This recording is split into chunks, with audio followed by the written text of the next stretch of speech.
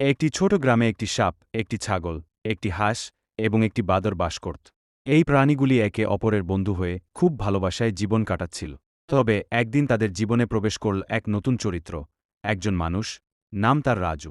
রাজু ছিল গ্রামের এক তরুণ কৃষক। একদিন সকালে সে তার খামারে কাজ করতে এসে দেখতে পেল তার ঘাসের মাঠে মধু নামের ছাগলটি ঘাস খাচ্ছে।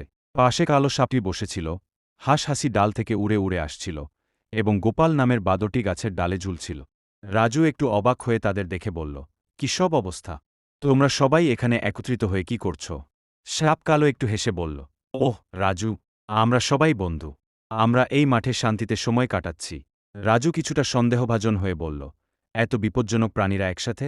এখানে কি তোমাদের শান্তি থাকবে? এ সময় মধু ছাগলটি শান্তভাবে বলল, রাজু, প্রথমে আমি মনে করতাম সাপ, বাদর, হাঁস এগুলো সব বিপজ্জনক। কিন্তু এখন আমি জানি আমরা সবাই একে অপরের বন্ধু।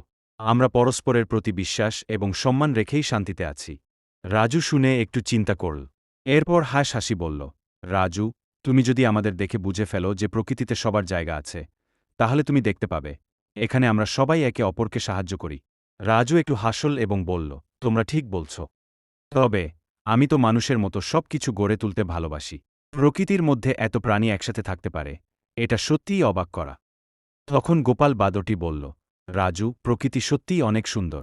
আমাদের যদি মানুষ হিসেবে প্রকৃতির দিকে মনোযোগ দেওয়ার সুযোগ থাকে, তাহলে আমরা আরও ভালোভাবে পৃথিবীটাকে রক্ষা করতে পারব।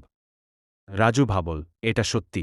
মানুষ যদি প্রকৃতির সঙ্গী হয়ে থাকে, তাহলে পৃথিবী আরও সুন্দর হবে। সাপ কালো বলল, আমাদের যদি একে অপরকে সাহায্য করার জন্য মনোযোগ থাকে, তাহলে আমাদের গ্রাম, আমাদের প্রকৃতি নিরাপদ এবং সুখী থাকতে পারবে। এভাবে রাজু, মধু, কালো সাপ, হাঁস এবং গোপাল বাদর একে অপরের বন্ধু হয়ে প্রকৃতির সৌন্দর্য এবং বন্ধুত্বের গুরুত্ব শিখতে থাকল।